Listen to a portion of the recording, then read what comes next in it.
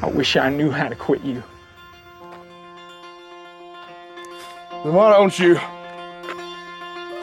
This is Codependent Content, a podcast where my partner and I discuss the TV shows, movies, and video games in which we've formed an unhealthy relationship. My name is Mattias, and my co-host is Shannon Riley.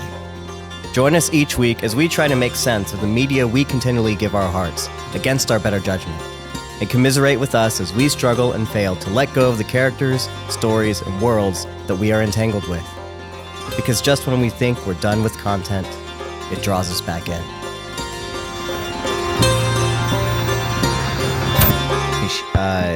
Shannon, did you like that new intro?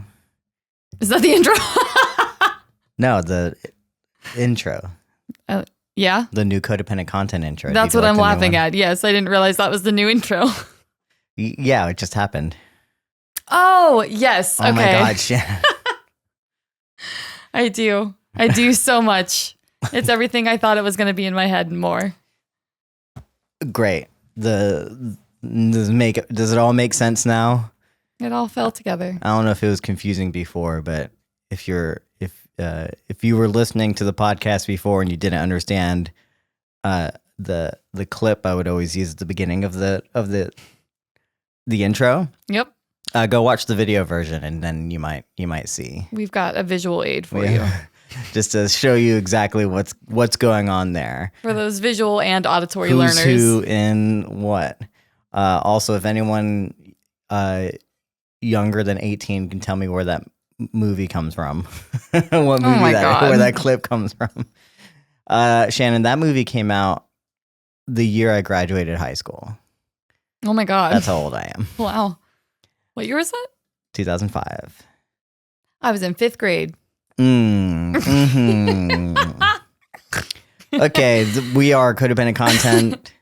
I am old man Mattias Merzigan, and this is young whippersnapper Shannon Riley. We're here to talk about Yellowjackets. As usual, this time it is the penultimate episode of Yellowjackets Season 2, Episode 8, titled It Chooses. Not to be confused with It Follows or the movie It, or but you know, it could be very, very similar. We're talking about killer clowns, maybe. Anything goes. Okay. Anything goes. As usual, this is a spoiler-filled podcast where we talk about anything, everything that happens within the episode. We don't hold back. There's no spoiler section warning or whatever. So if you, or at least for this episode and what we're talking about, sometimes we'll change. But if you don't want to be spoiled and you haven't seen the episode yet, go watch it first, then come back and listen to this. We suggest, especially because Shannon, so much happens in this episode. Finally, I think I have for everyone that's visually watching this. I should show you. Anyway, what I'm showing is that I have plentiful notes for this episode, whereas for 7 previous episodes, I have had a lack of plentiful notes. Great. Well, that's that. So speaking of last episodes, let's talk about the theory that we put online on the internet. Okay. Last week when I said that I think they are quote unquote Jumanjiing the situation. I just want to check back in on how we feel about this theory. Because it's blowing up the internet, we might as well address it. I mean, just like with last week, I'm on board. I think most theories are good, fun, weird theories. I'm still, as a Lost fan, gonna skew more toward a Lost theory. But I think, not to diminish it, but your theory is as good as any other thing that we can come up with. So. Sure. 2 things. One, I don't think the theory is true. But so I think there's fun. a lot of confusion on the internet because anytime we post anything that has anything to do with a theory, so many people are like, y'all have the worst theories ever, and which is fine. Yeah. Like, Maybe I'm we do. not analyzing the show like a bunch of other people on Reddit. Like, I really don't give a shit. Right. And 2, like, yes, this theory is trash. After this week's episode, I'm less inclined to believe my own theory. The second thing I want to say is the reason why we put out these theories, or the reason why the theory is so bad and so wild and so out there is because, to me, the show doesn't give you enough to cling on to so that you have to wildly swing in order to try and hit something. Does that make sense? Fair. That's a fair assessment. And so, but there are a good amount of people that are on board with the theory, it seems like, which is pretty interesting. And again, just goes to show where, like, you can say anything.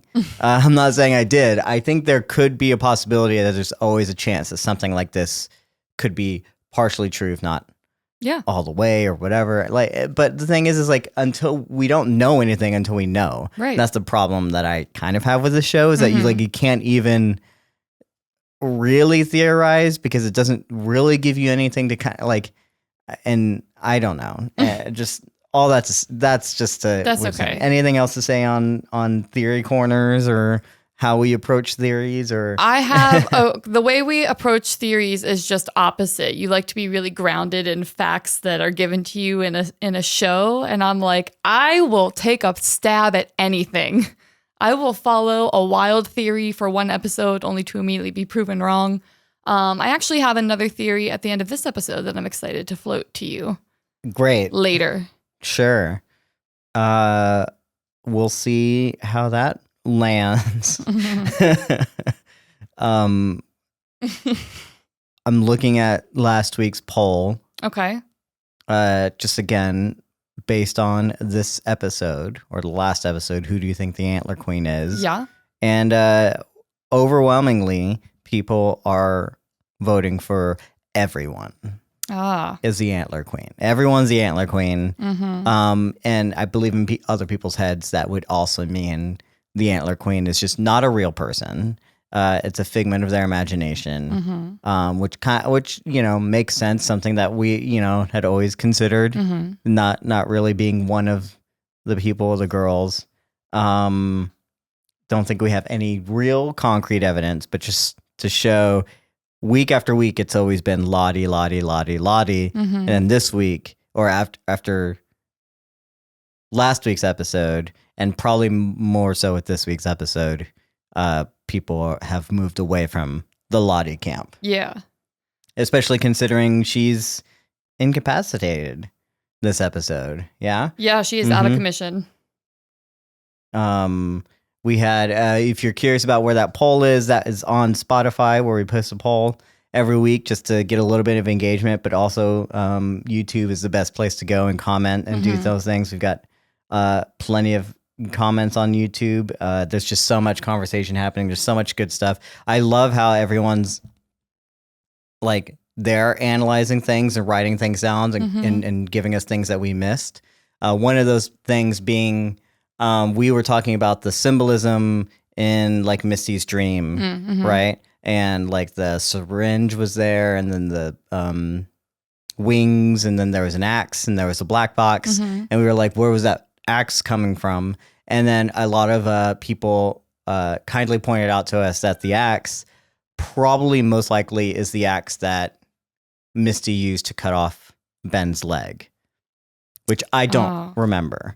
Right. And it's not something that they put in like the last week on or whatever, or last time on Yellowjackets, which I feel like normally would be hinted at if you're going to have that. But maybe people didn't talk to each other and post VFX and the editors or whatever, knowing how important that was. But yeah, I don't think I remember that. And also because I remember the syringe and the black box and like certain other things, thinking that this had like super significant things. The axe...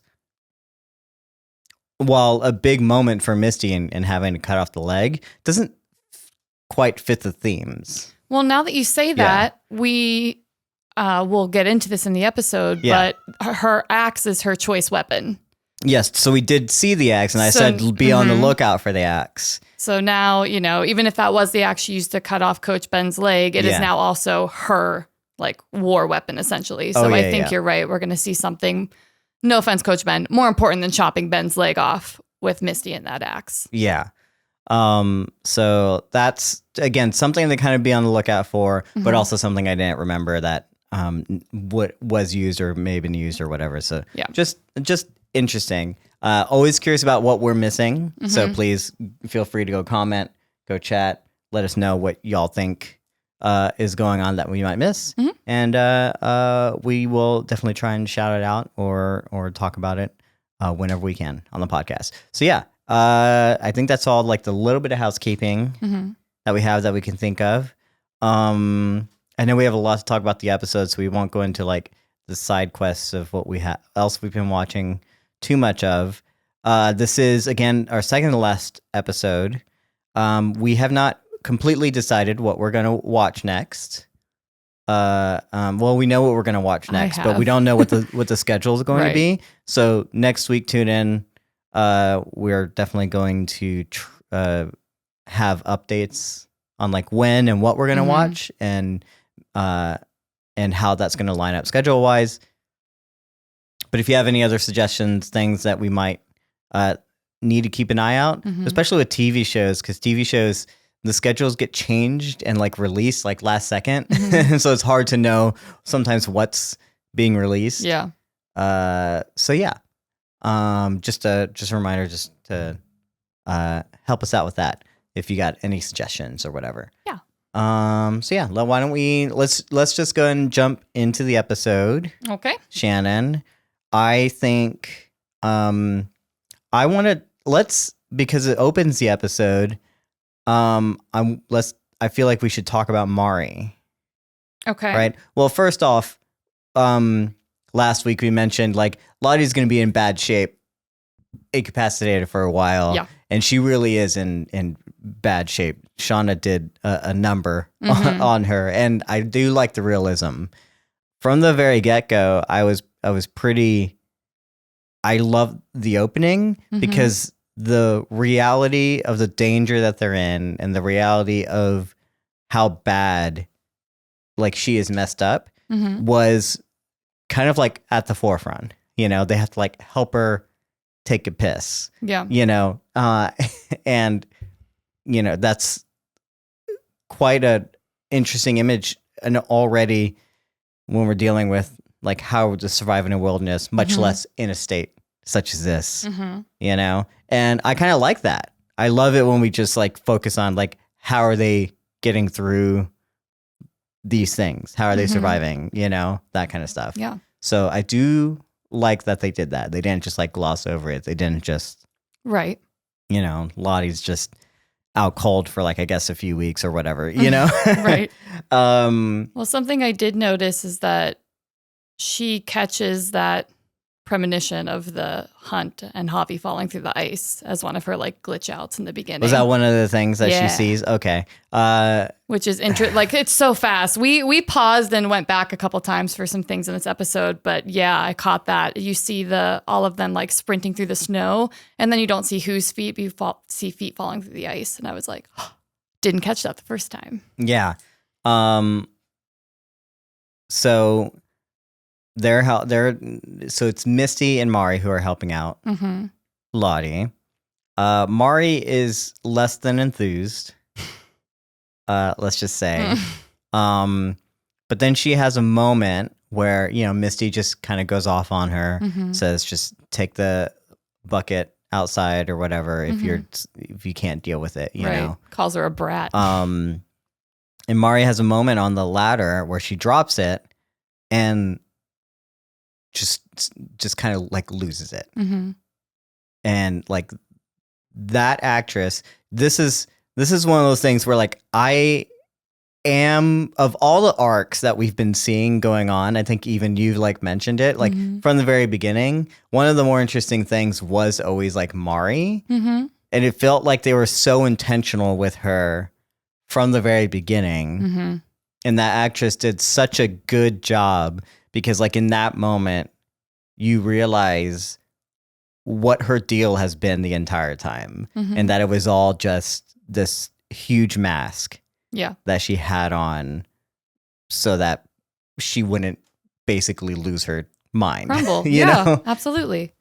How do you feel about Mari now in the situation? Because I know you've gone on a journey. Yeah, with Mari. I have, and I hope Mari is not Pit Girl.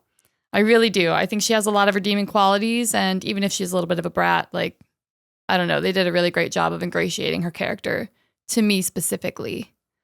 Yeah, I'm a Mari stan. Yeah, so she seems like she does have like potential there to be like more of a leader than expected. Mm-hmm.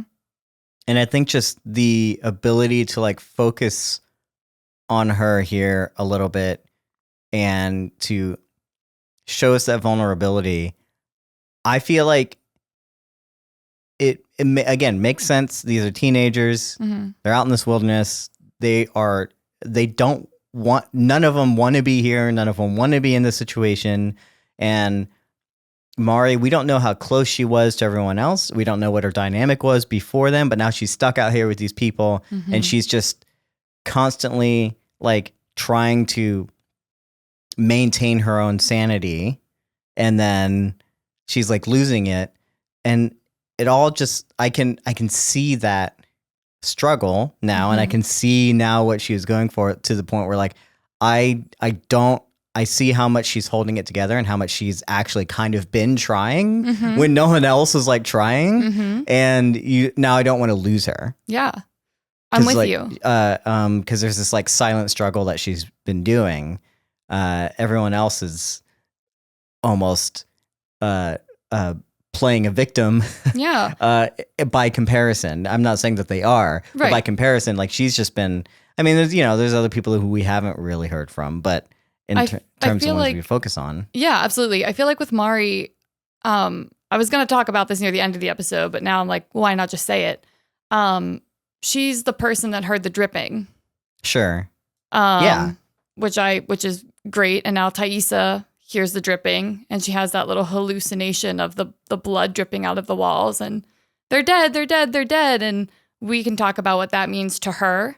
But something that I want to bring up is that at the end of the episode, when Coach Ben finds the hatch, or like is in that tree area, we hear dripping and running water. Well, sure. Yeah. And I'm just wondering if that wasn't the sound was not a hallucination for Mari or Ty. It's like maybe they're close to the interconnected like underground tunnels or whatever the hell they found, and they actually are hearing water dripping. I don't know. Theory corner. I guess. I'm mostly more worried about losing Mari. And I think this is like the next character that we will probably next season is like reveal is or not still alive, you know? But again, just the amount of stuff that these girls are dealing with now, and then in the present timeline,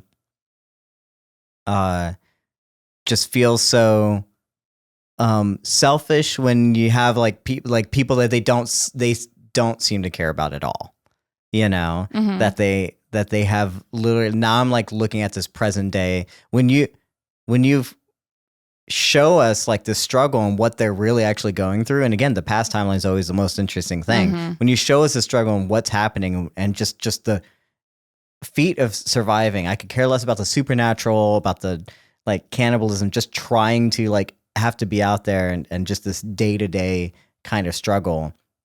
Seeing them 25 years later and like not know what's happened to any of each other, you know, and or even care about what's happening to each other, or all these different things, just makes them feel. And now they're all like 3, 4, or 5 of them like getting together, but they're not like, they don't reach out to anyone, you know. And of course there's like this mystery of like, did anyone else make it out of there? But beyond the mystery, it makes them, to me, feel like so selfish, you know, in comparison. Because you're like, why are y'all like when you start to understand what they really went through together, it feels weird that they would just leave it alone. And especially now, but there's also the idea that maybe they also forgot a lot of things, I guess, but I don't really know what's collective, what's not. And then again, there's a theory that it's not real. I don't know who said that, but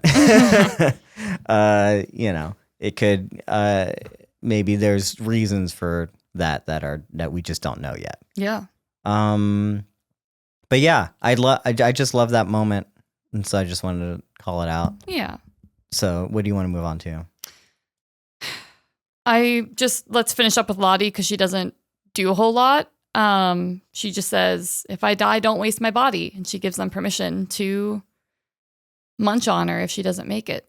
And I thought that was very empathetic of Lottie to like offer herself in that way. Not noble or like brave or anything, but just probably knowing what it feels like to have eaten your friend and carry that guilt, and maybe that, she can absolve them of a little bit of that if she says that it's okay, is how I saw that comment from her. Just nice and easy. Yeah, and that's literally all Lottie does, right? Young Lottie? Sure. Okay, great. Let's bump over to... kind of want to talk about the present day adults, since you were just talking about them as well. Generally, I said it last week too, like present day timeline is not landing with me almost at all, except for our spinoff, like our Walter and our Sadeckis information. Even a lot of this episode was spent just catching the characters up with what we have been watching over 7 episodes. Mm-hmm. So like nothing really happened again with them. But that's okay. So, well, what else do you expect them to do, Shannon, in the sharing shack? Share, I guess. I mean, that's what do you... No, I know. It's very deliberate. There's a very specific thing called... Here's my question, Shannon. Okay, what? Was when you're like laying out the blueprint of this compound, do you say to the construction, like, hey, I need a shack here, specifically a shack, not a shed, not like a warehouse, or like a townhome, like a shack. It has to be shack-like, right? Or do they just kind of build things and it's kind of like already there, and then they're like, no, this is going to be reserved for quote unquote the sharing shack? Which came first? Did she know she was going to call it the sharing shack, or was there already a shack that existed and she's like, perfect? I think she planned to have a sharing shack in her plans. I like to think the compound was a cohesive thought. Also, this is so stupid. What is like the definition of a shack? Because when I used to play MASH, shack was like at this point, rundown. Like, at this point, I only know of 2 shacks. Shake Shack. There's the Love Shake Shack. I forgot about it. Okay, 3. So 3 shacks. There's the Love Shack. There's Shake Shack, and now there's a sharing shack. So, if I don't really know, I'm assuming it's bigger than a shed, smaller than a garage. It's anyone's guess, I guess. It's a shack. It's a 1 unit. I don't know, Shannon. Like a 1 room, yeah. But yes, I like to think that Lottie planned for the sharing shack. It wasn't just like, oh, did you not have enough material to like build a whole? Okay, no, it's all right. I'll figure something out. Again, what comes first? The shack or the need sharing? for sharing, or the like you just have an extra shack lying around and you're like, oh, this can be a thing. What is the for these? And there's only one thing you can do there, Shannon. Share or make love or contemplate suicide. Apparently, okay. So yes, they get to the sharing shack where they begin to share absolutely everything with each other, or figure it out with each other. Yeah. Argue about it a little bit, because there's got to be some tension, I suppose, but it all comes eventually to the surface through ways of asking the exact right fucking question and saying the exact right thing that needs to happen. Just like happens in real life, Shannon. Yep. That's exactly how we communicate. We say the exact right thing at the exact right time, and that's how that works. Sandwiches. Fuck. Well, I was finishing her Sandwiches. Never mind. So another thing that I want to complain about with the present day timeline girls is that they are constantly telling me that they're fucked up. They say it like every other, like someone will share something and someone will say, well, we're all fucked up. And it happens so many times while they're talking. From the 96 timeline, since I'm privy to that information, I know they've all gone through something. But in the present day, I'm like, stop telling me, show me. Like, I don't need you to say these words over and over and over and over again. I understand the concept. And I think that comes home whenever Lottie goes to like each girl and she's like, yeah, this thing isn't happening to you, and this thing's been happening to you, and this thing, and the two most fucked up ones, well, not the most fucked up. I mean, we've seen a lot of Shauna stuff. Mm-hmm. We've seen a lot of Natalie's stuff. And of course Misty is fucked up in her own way. Yeah. You know? But then like as she moves down the line, they get less and less convincing that this is all has something to do with what she's actually talking about, you know? Yeah. In terms of like this is all has some, like Taissa clearly has some connection or something to do with it. Mm-hmm. But like is Shauna does her thing actually have anything to do with the darkness that they brought back with them? And Absolutely what, like not. Van's just like, sad and running a gay video maybe store? Maybe Natalie is okay. Yeah. And Van's just like, yeah, and you are... And you're sad. that's clearly... Got me there. Van, you run a video store, Van. Clearly you brought something really dark back with you. A gay video store. And then Misty's always been that way. Anyway, so I'm not seeing much convincing there. No. One, in her connecting the dots, and then two, in the fact that like they get less and less kind of convincing in terms of like how dark these things are, you know? So yeah, just super, you're right. You know, what's the cardinal rule in any thing storytelling wise, especially filmmaking, is show don't tell, and basically all we've gotten with them is telling. Yeah. Right. Yep. Tell them what they've happened. Listen, we have to get through exposition somehow. Mm-hmm. I know I've used this show as an example before, but in trying to come up with like, okay, what's a show that's done this before where like a character has information that another character doesn't. And in Breaking Bad, when Walter essentially allows Jesse's girlfriend, whatever, played by Kristen Ritter, to overdose and die, and he could have helped her but didn't. Mm-hmm. Essentially almost killing her, you could say abetted in that by not helping. Yeah. And holds on to that information, and we know that. Mm-hmm. And that means something, that we know that he was there, but Jesse doesn't. Right? And so that withholding of information, mm-hmm. I don't recall, it's not necessarily that he ever outright says it. And no, Jesse eventually finds out a lot of things mm-hmm. about Walter. Whether or not he actually 100% confirms this is not really the point, right? Right. When instead it's the fact that like he uses this to manipulate situations, to manipulate Jesse, and he uses that knowing what happened there, like he always kind of blames Jesse for it. Mm-hmm. Even though it wasn't necessarily Jesse's fault, you know?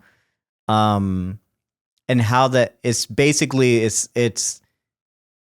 the information, it's what he does with it and how he uses it and the lack of sharing it that really matters. And like here we get everyone just not doing anything with the information except for like the reason they held on to it and didn't tell each other before wasn't necessarily because they were using it in any way. It was just because they weren't together for mm-hmm. like 6 episodes, Yeah. And it feels so like useless to have like one held on to these secrets for so long, and then doesn't give us anything new with the information. It doesn't give us any new character dynamics. It doesn't give us any interesting kind of like scene about it. It literally is just the sharing of the information, and that's it. Yep. So it does kind of like fall flat climatically. Yeah. Even though this is the penultimate episode, and it's like, oh, okay, we need to be like revealing the things, and everyone has to be finding out the stuff to realize how screwed up everything is. But I'm like, but we're not getting that, you know? So yeah, sharing shack, sharing fail, I guess. I don't know. I was gonna try and do some more pun, but couldn't come up with anything. Someone in the chat, figure it out for me. And I think the phenobarbital jump was so quick. I'm like, Lottie, what? These people just got here. They just got here, and you're already like talking about ritual sacrifice killings. Like, what have we been doing for 7 episodes, nay, 25 years, and now we have to go back to ritualistic killings? Like, I'm not seeing like the importance or the gravity of what's actually happening, because it all seems so superfluous. Here's the thing is, we've talked a little bit about this before. What's interesting to me is when she jumps to like, we have to do this the exact same way that we did this in the wilderness. That is kind of fine. Like, I get it as like a storytelling point. Like, this is such a big part of their lives, and if that's what they believe, if they really do believe in the wilderness, stuff like that. We still have not seen any evidence, especially because we haven't seen them do this until this episode. We haven't seen any evidence that it worked. Right. You know, like if they do this ritual and this thing multiple times in the wilderness, and they believe in it so much, then to still believe in it 25 years later, that would make sense. But we don't know that. Right. We still have not seen any evidence that in fact, it's still, I think, meant to be vague that anything actually is happening, you know? Yeah. So if I don't have any evidence that this actually works, you know, then like, how do they, right? Or do they? And if they don't, then why are they doing something like this? It's really weird that they would jump to this conclusion and go to this kind of thing. If it didn't work before, you know, and especially the first time, like you drew the cards and the person who drew the card wasn't the right person. I guess it ultimately led to a person getting sacrificed. Right. You can call it the wilderness if you want, but then like, did the actual ritual lead you to that or what? And again, it's supposed to be vague. You can draw the line anywhere you want if you want to do that. But again, like we've only seen this the one time, and it's not convincing. So I don't know why they would like believe it now. Right. And weirdly with that, people on the internet have been talking about the fact that Javi's the one that brings the Queen of Hearts back. So in a way... Did we see that? Okay. Yes, but barely. It was something that happened in the background. It was background commentary during another person's scene. And I listened to Joe and Mal start talking about this. And apparently if you put the subtitles on, it's something like, Javi, where'd you find the Queen of Hearts, or something like that? It's just a passing throwaway. And if that's true, that means Javi came back with the Queen of Hearts, and he technically was the first choice. Right, I guess. Okay, so... I didn't hear that either happen. That's the thing. It's like, it's not, like, if it's important, then we would have put it up there, right? So, like, I don't know, like, what I'm supposed to necessarily do with it, because, like, I get it, and I get that we'll talk more. I have a guess as to why we didn't notice it. I think it's because, I don't remember the scene, so I might be misspeaking. When you work with, like, younger actors, and in an indistinguishable amount of time, and that actor ages, you're showing the passage of time. And I'm wondering if they just had to get rid of that actor, like their time was up, so they put in the little like sound bite of Javi bringing the cards back. You just mean in terms of like the SAG rules, like the shooting day, where he might not have been on set, and they like the actor itself had to be get rid of, not the character, but the actor himself had like couldn't be on set for a certain amount of time, so they had to throw those things in there like last minute or something. Maybe. Yeah, I mean, sure, there's a lot of things that can be said about that, but again, if it is important, then they would have shot it, you know? Yeah. It could have been a last minute thing, but I don't. The Queen of Hearts is back, I guess, and I guess. And no one would have actually really known it was gone though if it wasn't for Reddit anyway. So I guess Right. So, because I barely remember like them like mentioning it. This is usually where the shows put in the last time on Yellowjackets, and then you see the line of someone being like, Yes. you know, that deck doesn't have a Queen of Hearts in it, right? Right. Or whatever, you know. So then when you see it, like you're like, oh, where did that come from? Yeah. I guess, but they didn't do that. They did not so you do don't that. for you have to just remember absolutely everything or be on Reddit. We'll talk about that.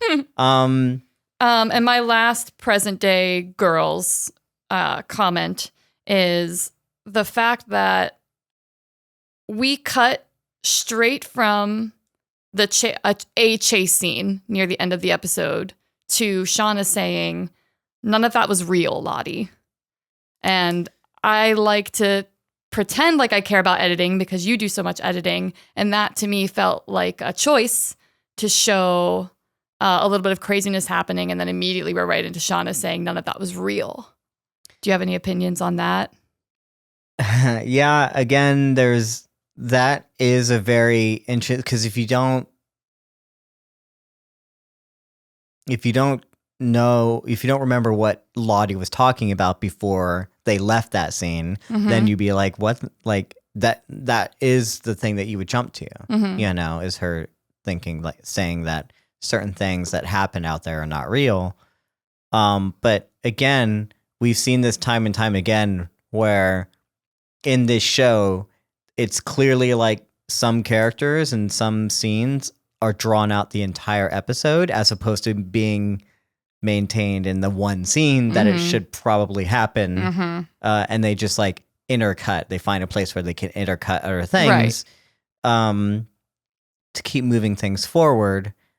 And I feel like that could just be what happened, right? I don't think that I don't know that it's written and like in that way where it's all intercut. I think it comes in, and so they had this scene that they shot all the way through, and then they were like, oh, here's a good moment to cut it. And like, yeah, that could have been a clever thing, but it can also just be the fact that that's where they decided to cut it. You know? It could be clever, or it could be just laziness that was unplanned for. That's the thing, is like the evidence shows me that it has nothing to do with like it really is just a coincidence. Yeah. You know, that it happened to be cut right there.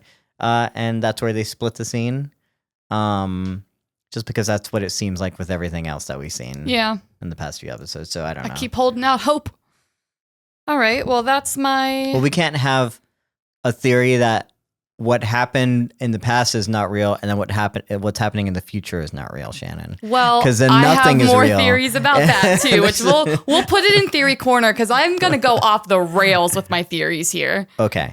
All right. So let's move on to the Sadeckis, and then we'll move into Walter. Sound good? Sadeckis first, Walter second? Sure. Great. So I hate Officer Syracuse. He's such a brat. He's so smarmy. And why is he the one tossing Callie's room? Would you read the room? Okay, Let the other guy. That was something I brought up for sure. Yeah. Oh, I thought that was original thought. Well, no. I agree. We finish each other's sandwiches. Good work. No, yeah, him. If you have been accused, whether you know it was a ploy or not, if you've been accused of having like bad relations and you did something undercover that you weren't even supposed to be undercover, you were not sanctioned to be undercover, like, are you going to put yourself in the room that you're the one that searched? I mean, that's every other thing is like, okay, but Matt can be a good cop. Like, he's probably good at his job. Like, he's doing if you're chasing a killer, if you're dealing with a serial killer, that kind of like way creative thinking and like and a little bit of cockiness is like, okay, but searching the room is the bad part. Yeah, it's like they will always, because they want you to hate him, you know. And that's what sucks, is because like also Kevin's clearly also good at his job, and they don't want you to hate him. He's just so like they make him seem a little nicer, you know, or they don't put him in like those random situations, but they're both basically doing the same thing. Yeah, but Jay's smarmy about it and Kevin's not. So, but they have to give you that one little thing where it's like, oh, but also he's an asshole. Yeah, you know. Yeah. I'm surprised he hasn't eaten an apple yet in front of us. For those who are CinemaSins fans and understands where that comes from. Speaking of apples, while Callie is recording him and practicing how she's going to win a jury over if they go to court, Syracuse says, it looks like the psychopath apple doesn't fall far from the fucked up man-eating tree. End quote. Do people know they were cannibals in the 96 timeline? I don't remember. I'm sure that like just like anything in the 90s, you know, rumors happen and things get out there, and I'm sure they went through a whole lot of different stuff just having come back, and like people could have said anything back then, and before the internet things spread almost a lot faster than back then, and because you couldn't fact check anything, I think that's why like they kind of stuck around longer, so it became maybe more myth than legend, or myth than fact or whatever, you know, or you know what I'm saying, right? And so I maybe I'm giving the show too much credit there as well, because who knows like what people do or don't know, but like I can see it happening whether or not they told anyone. Right? Yeah. And I can imagine that they didn't tell anyone. I can imagine that they've kept all that secret because, of course, that's the thing that they're not, that no one knows. Right. But I can still imagine it getting out. Yeah. Right? Because someone's going to ask the question, well, like, what happened to the other girls? You know, like, do they have stories for literally everything? Right? And they never found any of the other bodies. You know what I'm saying? So, like, there's probably like a whole lot of speculation that could have happened. But I don't know that Matt has that information, right? And so again, that could be inconsistent writing where, you know, they say something where we are aware of what we know, but do we know what the world knows? We don't know what the character knows. Does he actually know that? No. Or is Maneater actually because like actually eating, or is because they chopped up a man? Right. You know, it could just be like well, I'm not ready to transition into Walter yet, but when the Reddit or the search, whatever notifications pop up, they call her a man-eater in those comments as well. So we see Shauna be called a man-eater like 3 times through the episode. And I just wondered if it was speculation or not. And I feel like it probably is. If they're trying to keep, you know, their past hidden, they wouldn't want to confirm that we ate people. But very true. I did notice that too, like as popping up that they were jumping to it is a weird thing where the rest of the internet is jumping on the conclusion that Shauna ate this person. And again, that leads me to believe either there's this cultural kind of belief that they must have eaten people out there. I mean, we do have our own stories of people having had to survive in certain places and what they've had to go through, and people have told their stories or whatever. So I don't know that anyone would have blamed them, so to speak, right? Because it sounds like something that we would have, but it also doesn't seem like that's something that they've readily let out. Sure. So to me, that leads me to believe it's just speculation. It's a whole lot of like myth, but I don't know. And if it's not, again, then that's just lazy writing, right? To me, which is unfortunate, right? You know, so I don't know if they're world building here, or if they're like, if for some reason someone in the graphics department is putting in like just things, and they're supposed to be little Easter eggs or something for the audience, but it doesn't really have anything to do with like the characters or reality, whatever, you know. So I don't know. Okay. Well, here's something I wanted to get you to talk about, because when they're talking to Jeff about how they found his body and that his hand and head and everything was missing, and that they used probably a cheese grater to get the tattoos off his body, Jeff pushes back and asks, like, how can you even know that this is Adam? And it's because of a bone marrow test. A friend of his had cancer a few years ago, and apparently he donated some bone marrow. And you very excitedly questioned. Yeah, no, I very excitedly jumped to the conclusion that the friend in question, because I didn't think we were going to see Walter for a bit. I had no idea that we were going to suddenly jump into Walter's POV, Right, like actually like give in a him like a minute. scene. But I thought that friend might be Walter because we haven't seen him in a bit, and you know, people were jumping on like, did Walter go and like raise some alarms, do whatever, you know, is that how they found the body in the first place? You know, if he's in the system, you know, then Walter would have been, you know what I'm saying? Like, Yeah. But yeah, that I don't think that's true anymore. That's okay. I 'Cause I thought that was fun because it got me thinking, and I don't even think I agree with this, but when you jump to Walter, I jumped to Van's mother. If what she said about her mom having cancer was true. And that just shows you that this show is silly as shit, and it leads you in wild goose chases because there's nothing really anchor you. I honestly don't remember the cancer bit as much as like I heard like friend got bone marrow, you know, so that's I have a friend of his had cancer I know a few Walter years didn't ago. have cancer. Yeah. As far as we know, so I probably wouldn't have jumped to that conclusion if I heard cancer. But yeah, I don't know. Just a funny little rock I wanted to pick up and look at before we moved on.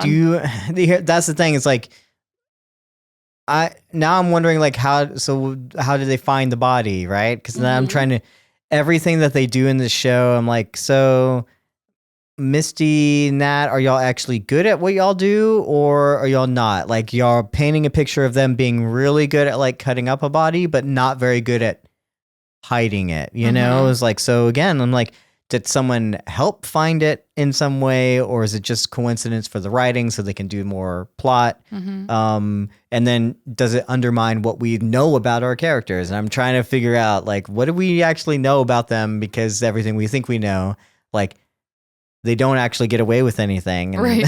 so I don't know. All right. I don't know. Interesting developments there. Yeah. Jeff is doing some good, I love Jeff. Yeah. At first I was like, I wanted Jeff to be at the compound, like with them, which it looks like he gets there next week. But I just want him to be more involved, but you know, he had to hang back so that the cops can come do their scenes and stuff like that. Right. And then he's doing he's loyal. He's loyal to a fault. I love his like reactions whenever he's like seeing the body and stuff like that. His little gags, and then he puts that straight face on. He's like, "What about it?" Yeah, that looks dumb. I don't know. And he does such a great job with Callie, you know. Do we want to talk about his fever dream at all before we move into that? Again, what does the dream tell us? Like, he's scared that he's going to just become another victim. He doesn't know. It leads into the scene. Like, neither of them really know Shauna, Callie's mother, Jeff's wife. They don't know her, you know, and they're learning things about her.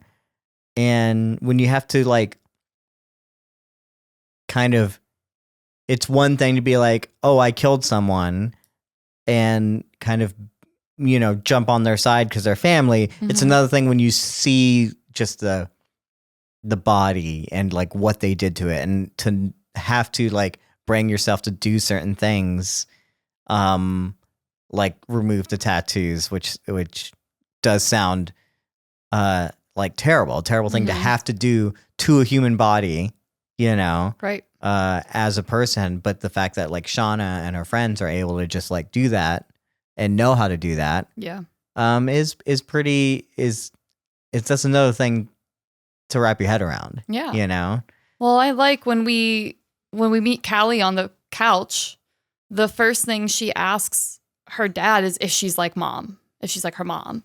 And Jeff starts listing things like, you're smart, you're good at stuff, you don't take any shit.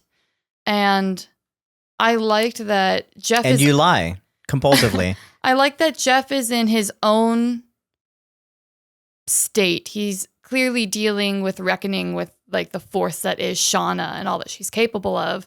But he makes so much space for Callie to experience her own version of that.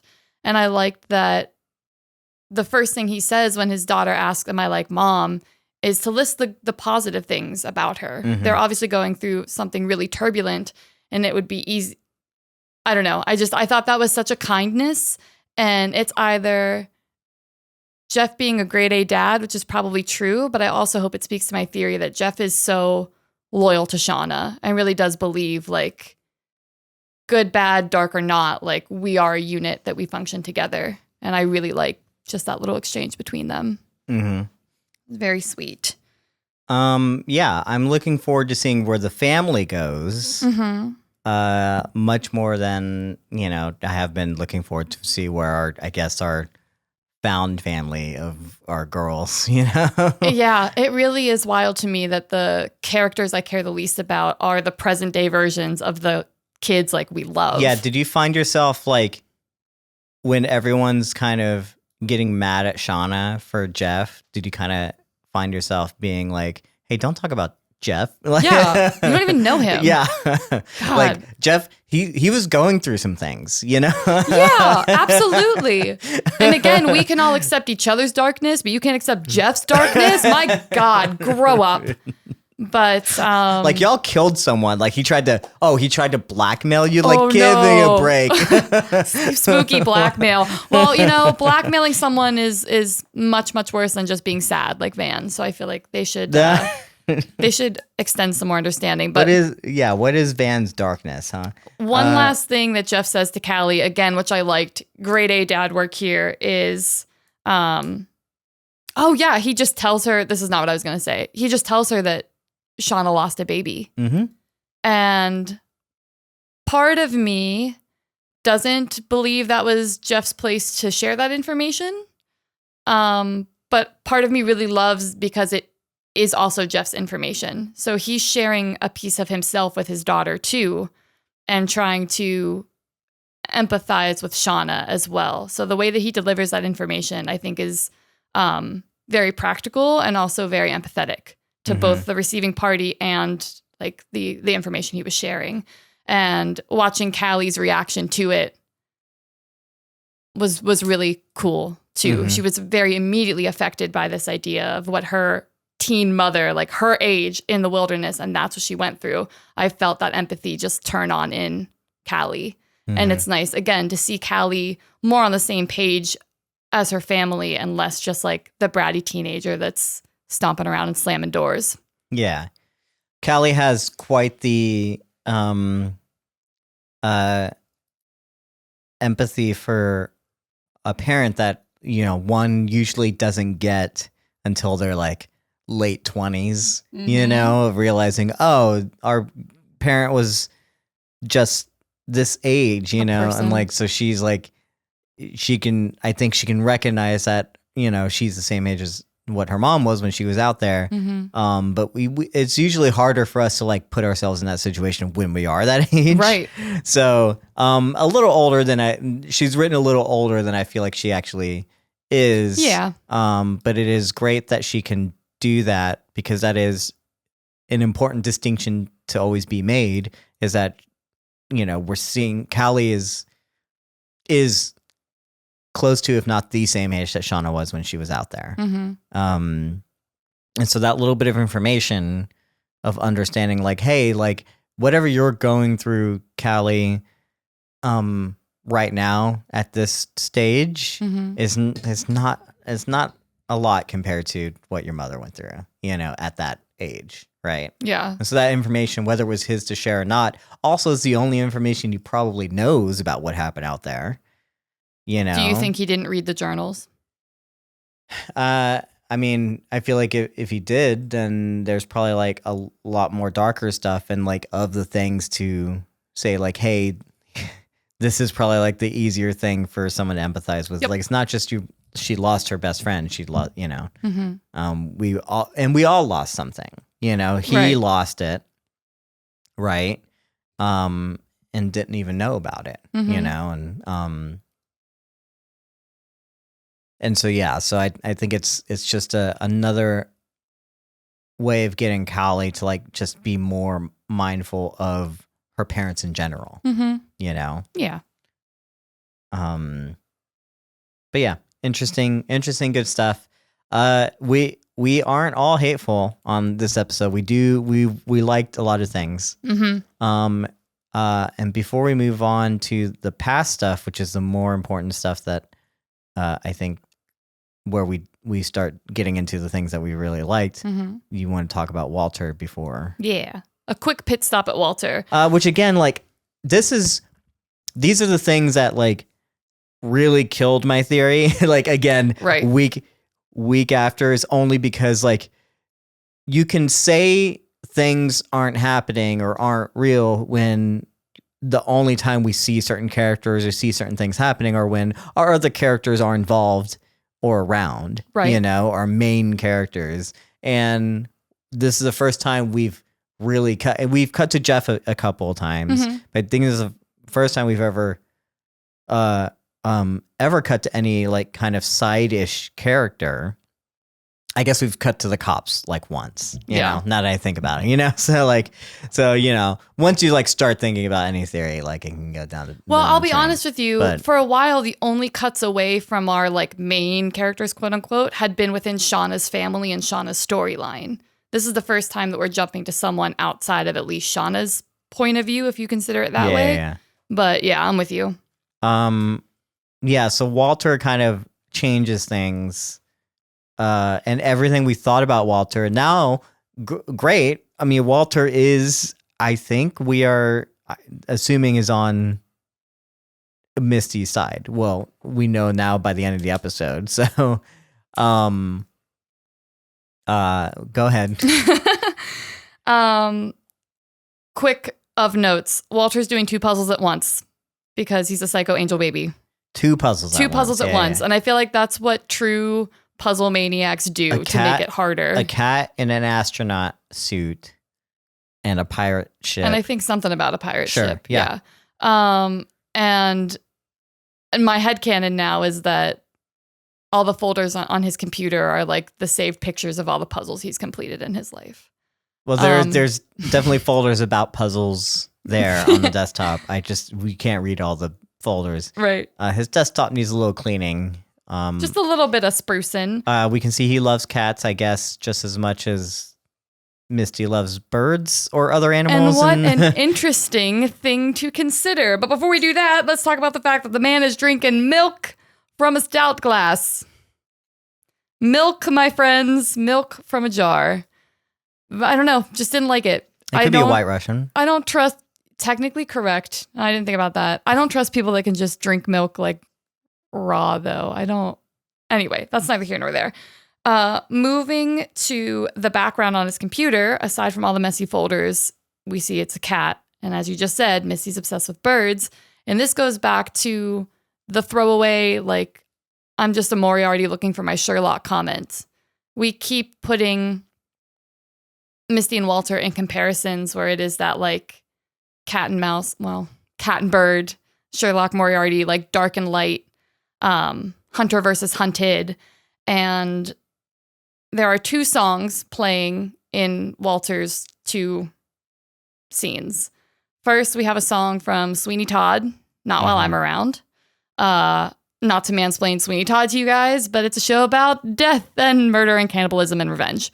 And then the second song is, Music of the Night?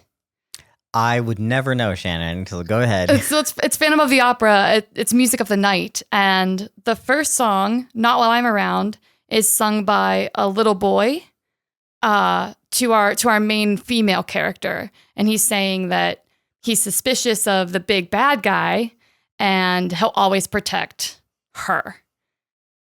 And Walter's over here, perhaps getting ready, sending emails to the police, grabbing a purple shirt.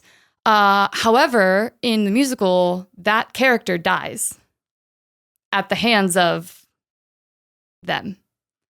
So, an interesting idea, and I have a theory that Misty might have to kill Walter to protect Shauna and like the girls.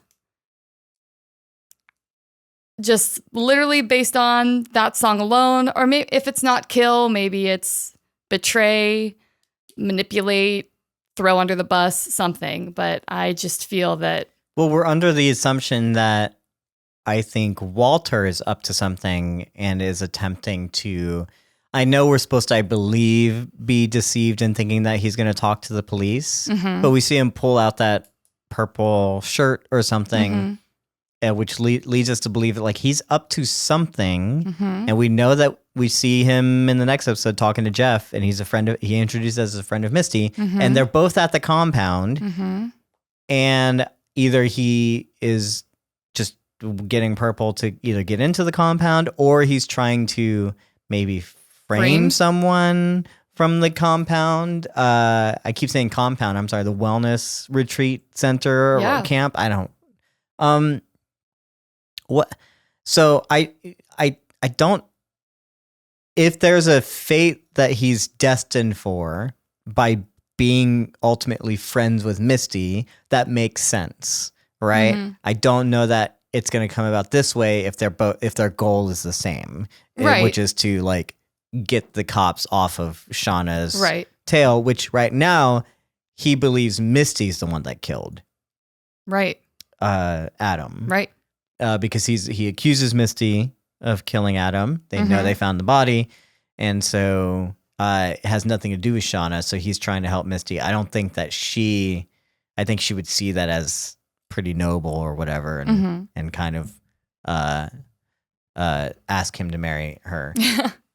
I really hope so, but I also think music of the night, if not that song, wasn't Misty listening to the Phantom of the Opera when she was prepping to kill Jessica? Don't ask me questions about musicals. You already know the answer. I should have looked this up, but I remember Misty listening to a musical while I wish I had notes on it, while she was either like injecting the syringe. Like I feel like I remember her like humming Phantom of the Opera or something, and it would be cool if it was the same song, because it's foreshadowing like taking a big action, being a closer, getting the ball over the line for both of them. And I'm wondering if that's what Walter's about to do, is be a closer in the same way that Misty closed Jessica for the sake of the group. Yeah. I wish they had saved the Walter stuff for later, just because, again, it feels like they just inserted him here just to maybe make us wonder like what he's doing. But I think it's very clear like what he's getting to, especially when you see the end of the episode and it teases where he's at. Like, you're not really hiding anything. And we see him hug when we get that shot of Elijah Wood's face only, and the police sirens. It looks like a purple jacket with blonde hair, so I'm assuming he's hugging Misty there.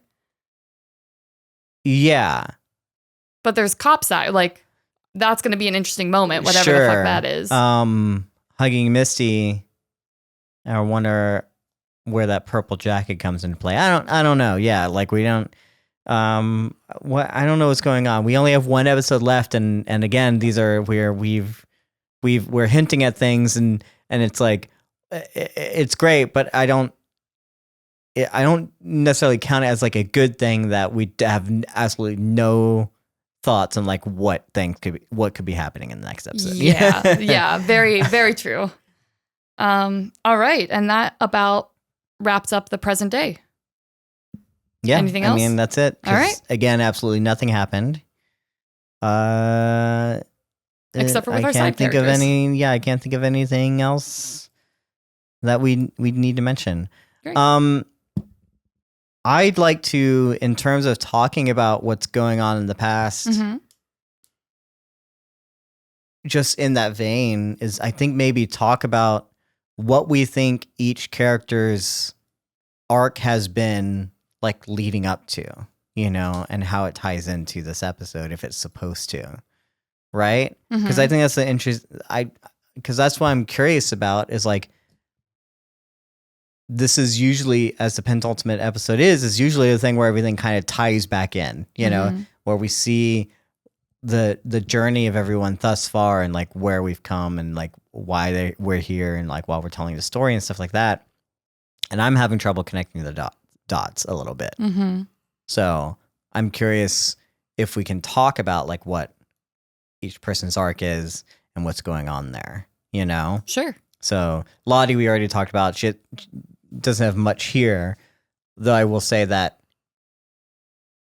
I do think it's I thought it was interesting that they start this ritual and this thing because of her, but not necessarily, or like for her, but not necessarily like because of her. You know what I'm saying? Mm-hmm. Because she doesn't necessarily start it. Right. You know, which is very, very interesting, you know? Well, people have been saying this entire season that Lottie's not and never was like the big bad. Sure. So I think this plays well into that concept that like, no, of course Lottie's not going to be like, hey, we should kill people. And command her followers in a sense to like go out and try this thing. No, but I'm again in talking about where they've been coming from. She has been taking control, and this is one of the things I found interesting and like actually done really well is that we see how like she starts the circles, she starts getting people like on her side. She's giving rituals like every morning to give them luck, you know, in the hunts and things like that. And then at the end of the day, the most important thing where you think that she would be the I guess arbiter of all that, she's incapacitated. She's not around. Mm-hmm. And I find that interesting, you know. And now it's almost like it seems like it's going to be forced upon her to have to like become this idol or this thing. Mm-hmm. I don't think she was even trying to be. No, I don't either. You know? So I think that is just an interesting thing in terms of like where we've seen her come from and like where, even though we see that she's incapacitated, that she's not the one. Like it is one thing to set it up and be like, wow, Lottie, like you're on a power trip, all this kind of stuff, but it's not her fault. Mm-hmm. They did it. You know? So I do love that. I do Yeah. love that they didn't do that. So yeah, just an interesting thing to me. Yeah. Right? Just any character top of my head. So Van says a thing early on. Wait, I'm sorry. Are we talking about character arcs or are we talking about is the quote you're looking for Lottie took it from her to protect us? Yeah, because I wanted to talk about Shauna. Great. So Van said that what you just said, that Lottie took it being the beating for us, to protect us. Mm-hmm. And I'm just kind of curious like what that means, because do they need protection from Shauna? Is that what we're supposed to be led to believe, that like they are now under the impression that like if Lottie didn't do this, then Shauna could have taken out anyone? Like what was it for then? You know, what is she protecting them from? Shauna's rage? Yeah, I don't know. I read it. It was confusing. We on the couch, we both at the same time were like, what? But I kind of took it more like maybe took it from her to protect us. And so again, I'm thinking about like what is Shauna's thing, right? So Shauna has had the strongest arcs this entire season because we've been following her both present and past, more so than I think any other character really. And so she's gone through like the stages of grief, you know. She's just been grieving most of the season, and then it gets released in this like anger, right? And there's this strength that Shauna is supposed to possess for some reason that they all see in her. Mm-hmm. I feel like that they recognize in her, but whenever she like falters or loses, and they get worried about it, you know, but they also leave her alone to kind of deal with her own things, you know. Mm-hmm. They left her talking to a dead Jackie for like 2 months. You know, they let her go bury the baby on their own. You know, so it's really weird to me how like suddenly it's become now she's the thing that I guess they're supposed to be protected from, you know, that it has been clear that like Shauna and Lottie are on two opposite ends of the spectrum. They're even like, they're saying, oh, now you care about Lottie, you know? So these are the dividing lines we were supposed to be on. And then by the end of the episode, she's the one that's doing everything for Lottie, you know, and doing the ritual. Obviously, she feels bad, she feels guilty, and all those kinds of things. But I'm curious now, like what the point of the whole division thing was, only to get her to kind of be the main. Like she was going to be the one that was going to cut Natalie's throat. You know what I'm saying? Where is this like tying in for you? Of course she was, because she is the executioner. She is the butcher. She is the one that would do that. My Shauna thing is, why would you slit her throat in the cabin? That's so messy. Go outside. Come on. Could you imagine? Well, they were never going to, because in the script it was never going to happen. So because she was going to get away. So that's why. I was like, that was stupid.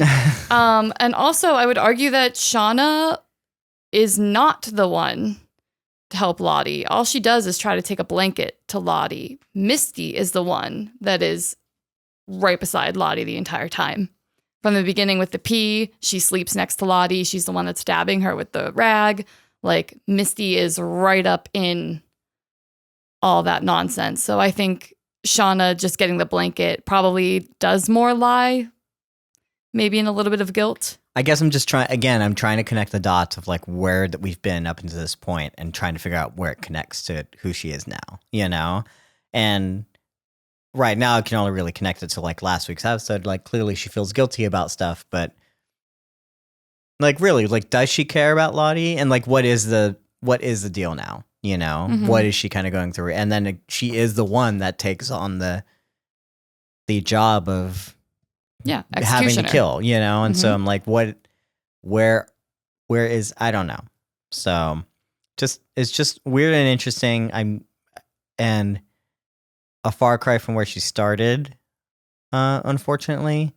And I guess I'm just confused. So I don't know. No, okay, so you're saying that she is far away from where she started, and I think I'm wondering what exactly you mean, because we've seen, even back in season 1, like the sowings of all the darkness that lies within us, blah, blah, blah. I'm a broken record. But her now cultivating into this role of brutality and like cold force of something that has to be done, I think is even foreshadowed back when she's like, she has a knife, she's the one that's going to skin the meat, of course. Right. I think, though, we're all supposed to be under the impression that they all agree to do this thing, this ritual, this hunt, this whatever it ends up being. They all agree to do it. And the whole season was leading up to them ultimately deciding this, right? And we talked about how that decision seemed like so easy, because I don't see the connecting dot between where Shauna started. She never would have said yes to this, and now she is kind of almost like leading it, you know, and not arguing against it, you know. Well, I think we need to take a really clear look at how trauma and necessity is driving the situation. So we know that, you know, Nat draws the Queen of Hearts, and would earlier season Nat have just willingly accepted that fate and stepped into that circle? I think with every character, I'm having trouble figuring out like where their arc led to this. And so I don't think she would have. Right. And I don't think even at the beginning of the episode, she was also saying like, maybe Lottie should die because she's got them all like believing her stuff. And that's like dangerous. Like it'd be nice if they don't believe this stuff. And then ultimately she goes along with it, you know? I agree. Now I did read an interview with Sophie, young Nat, that says they shot the whole like argument, conversation, coming to terms with using the playing cards, committing to the sacrifices, like different people bringing up their fears and concerns, and that she assumes that it just didn't work and that's why it wasn't included. But I would be interested to see. I think it's clear that that was shot and was like left out because we just jump right into it. Mm-hmm. But I do feel like it's a weird decision to make, and again, it just shows like how much of the other stuff that they were trying to juggle, and it was just like too much. Yeah. And if this episode or the season had just been focused on things that I feel like they should have cut other things, Right. Because it doesn't track with me. It doesn't track from the very beginning of the episode that certain characters are like not on this page, and then they all kind of like will jump into it. And so like what ultimately happens is they don't go through with it in essence, and certain characters, and it's like, okay, great. I expected that from you guys, but how did it even get that far? Right. You know? And again, I think it's maybe just stretching like your realm of belief and assuming that if you were starving, what would you bring yourself to do? And at least less with Nat, full transparency, than with Shauna. I think we can look directly to the fact that Shauna just went through an incredibly traumatic, like, birth, loss, death, brutal beating. And I can see if all of that just kind of shuts you off and she's able to become that, like I said, that cold, calculated, like, we need food and this is how we're going to eat. Whereas with Nat, it's like, cool, you're constantly pitted, like Shauna, as like an opposite to Lottie. And why would you then go along with this, like, we'll let the wilderness decide who's going to. And if I was Nat, I would be like, I'm one of your hunters. Like, why are you going to kill one of your hunters? Also, if Sean is your executioner, like, she shouldn't be drawing cards either. So then where does that come into play? Of all the people right now, of the characters that we know, because unfortunately there's some side characters we just don't know nothing about. Like, of all the characters that like have the least to do, you know. Don't say it. It's Lottie. I thought you were going to say Mari. No. She cooks the belt soup. Yeah, she cooks. Shauna prepares and provides. Nat and Travis are supposed to provide. I just don't know. It just doesn't. It feels like this argument should have been in there. Yeah. You know, because I don't understand how they jumped to this conclusion now.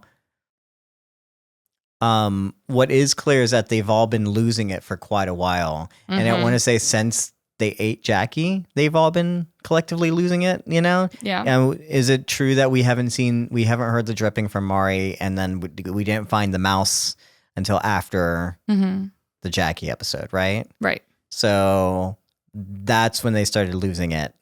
So I'm also less inclined to believe that eating someone is going to help them when it didn't help them before, you know? Right. So I don't know. Yeah. Yeah. All right. So that was Nat. What about Misty? What do you think about her arc? I mean, you know, she's trying, I guess. I'm just, you know, Misty, I had something else to say about Misty, but it's just, again, interesting, like, connecting those dots. I'm not sure.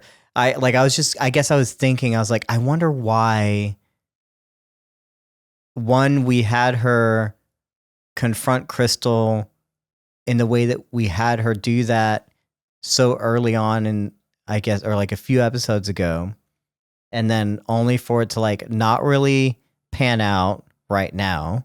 At least it's not panning out yet. And then Crystal, I feel like Crystal wouldn't have let this happen. Like, Crystal would have been a voice, like, if I could imagine her and Misty like talking, like, why are we doing this kind of thing, you know? And like where Misty is now.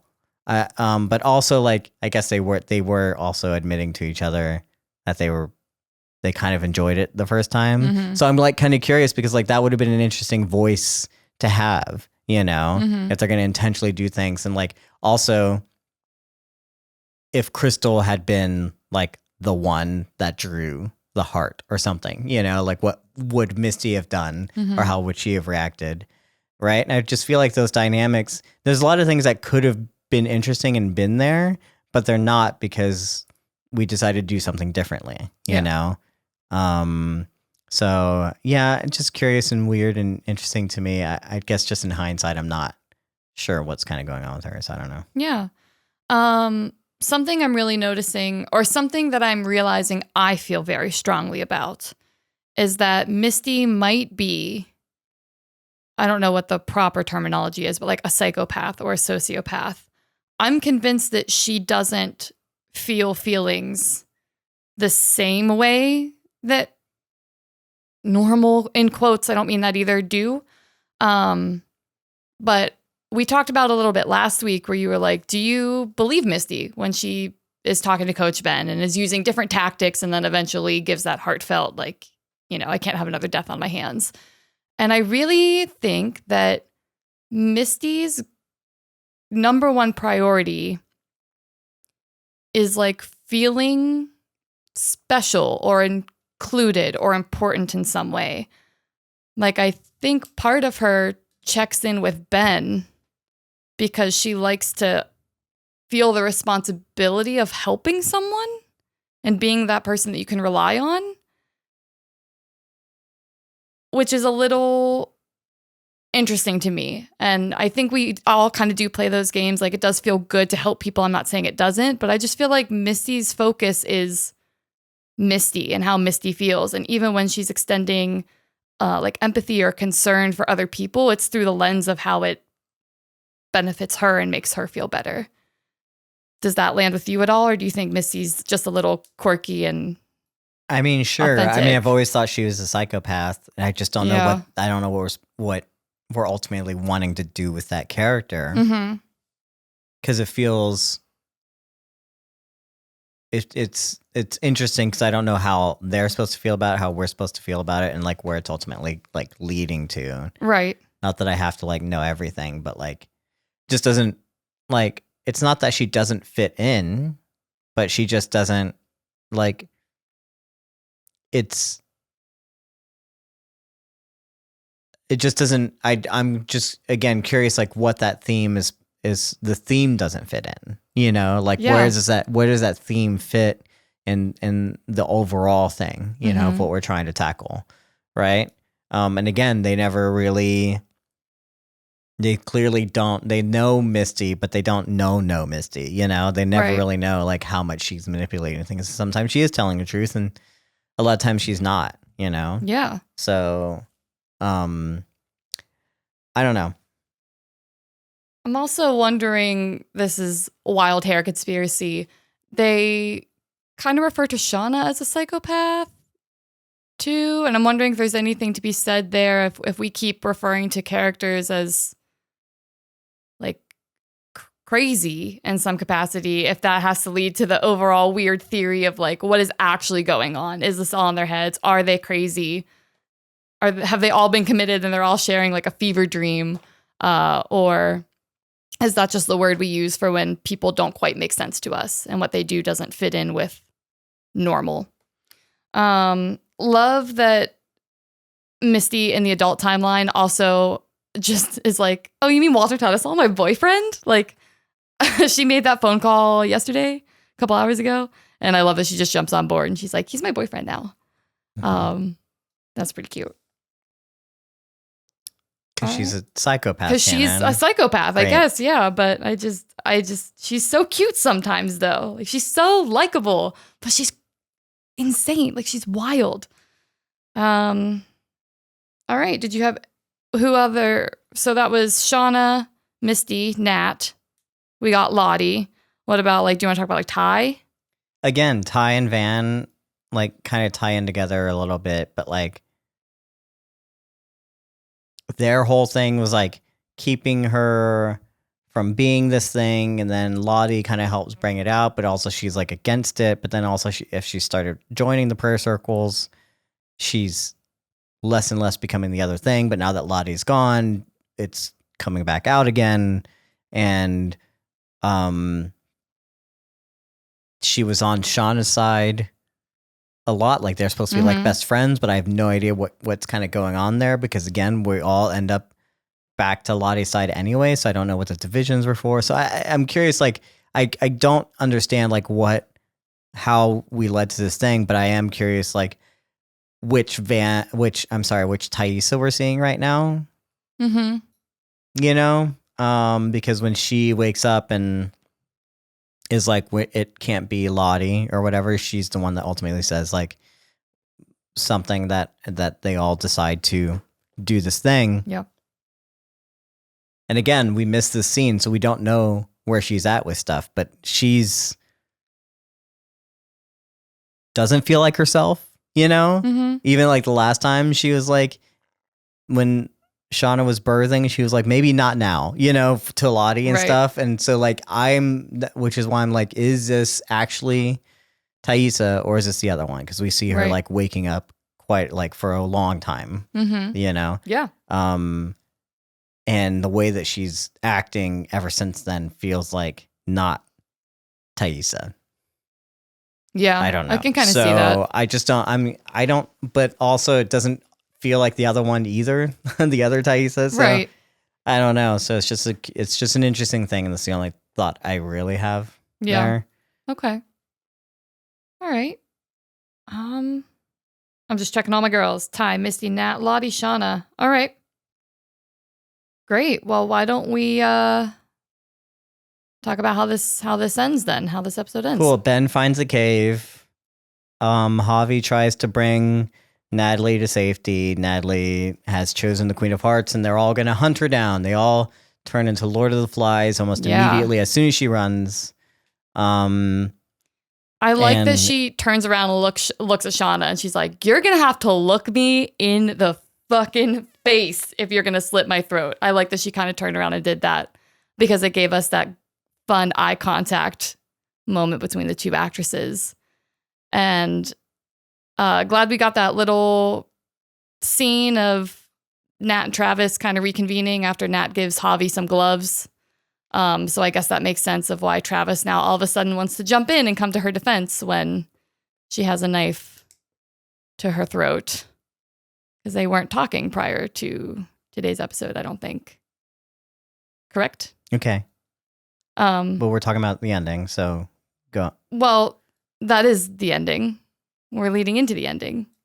Have a sweet moment. Okay.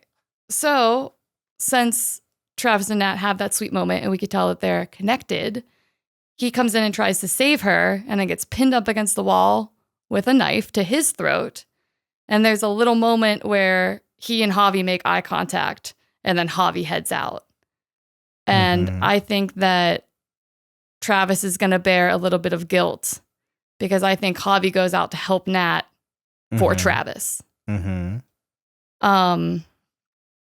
that's all incredibly upsetting for Travis, and I can't wait to see how that wrecks his life. Well, again, it feels weird that like we would have lost Javi, we reintroduce Javi just to like lose him again, and so we're gonna retread some similar ground, I think. Like Nat's killed Javi twice, but just this time it's gonna be real and not a real last time it just was a lie and now it's real. Yeah. So, but for Travis, it was real for him. It's gonna be real for him twice. You know what I mean? Like he lost his brother 2 times technically. So I think that might also lead us into why, like some of the trauma he brings back when they're rescued. So yeah, Coach Ben finds hats, which we said it's pretty easily. He had to move like one branch. There's no hatch, Shannon. It is the hatch. And here I go. It is the hatch. And here's why. I think every tree that has a symbol is like showing you where an entrance to this underground system is. Then why haven't they found it? They've searched through all the trees. Coach Ben just found it. That's what I mean. How did Javi find it? So it has to be out there. I think Nat and Travis found one and just didn't look. Do you remember a couple episodes away from the first one when they're up near that green mossy part and she ties a marker by that tree? I think that would have been an entrance because that's where the steam and the moss was growing, which implies like what? Heat and water from underground. So I think we've seen places that could be entry points and we just haven't been privy to that information. But yeah, I think it's a whole underground system. I think it's connected, and I think that would make sense as to why we haven't seen like other people. But in the cave, as you mentioned earlier, like we see the small bones of animals, so that leads me to believe that something is under there. And No, that's where Javi was staying. Do you think? Mm-hmm. So you think Javi was catching all of the game so badly that they couldn't find any game for months and months and months and months? You think it was just Javi out there sneaking around killing rabbits? No, I think that they came to him. They're not going to be out in the cold. They're going to be Okay. underground. And they're going to be like, I think Taissa brought them to him. So I don't. So Taissa is the huntress. But yeah, so I think it's a. Sorry, our dog was having a moment. I think it's an underground system, and I don't know what the purpose of it is yet, but my wheels are ticking into the like us versus them thing. So could be interesting, could be an underground series. Also, if it's not people, how did it come about? How did this like perfectly hollowed out huge area exist if not dug? I guess it was dug by like a bear? It looks natural to me. Okay. It doesn't look like it was like Created. dug out. It looks Okay. like it was like a system of underground like rivers and stuff. Mhm. Just that normally cuts through rock and dirt. I don't know. Okay. So Mattias is I on don't- team realist. I'm on team please let something be more I interesting don't than think that. anything is like led us to believe that it would be anything else. I don't. I mean, hey, if this show was only about what it's told us, we would have no information. So I think, yeah, that's my theory, and I'm sticking to it. Okay. All right, is that? Oh, I also hate how Javi died. Mm-hmm. It's so stupid. Why didn't he just put his hand on the ice? Because that's not how. He was drowning like this. Just put your hands down, Javi. The thing is like there's usually ice is hard to hold on to, Shannon, and I guess there's usually. I mean, it's happened so much in like media before. Someone falls through the ice, it's really hard to get out. So because it's breaking around you, sometimes there's like also like a little bit of a current. So like I don't know. I think that's just what happened. That's I just what feel like if he the has script enough power asked for it. to flutter kick with his legs, because he's not using his arms stay up the entire time, which means he's strong enough to flutter kick with his legs to bob his head in and out of the water, then he had enough cognizance awareness to put his hands down and at least try to like grab. This is sounding a lot like Rickon Stark running away from the arrow, and everyone being like, "Why didn't he weave around? Why didn't he do this?" I just don't think that it's just not. There's a whole lot you can talk about in hindsight, and the way that it's shot and the way that it's done. It's like they have to represent it, someone dying without actually killing them. Like, I don't really know. I don't have an answer for you. In Game of Thrones, Rickon was also supposed to be like 5 years old. So like, what is he supposed to know? I don't know how old Javi's supposed to be, if he's supposed to like be leaving the room every time they do something crazy, you know? So, does he even know how to fucking swim? Like, I don't know, Shannon. Yeah, maybe. Like, well, Blake in our Discord just said maybe it's his body going into shock. This is speaking as That's a also a dumb thing. person who fell into ice cold water. Logic just goes away.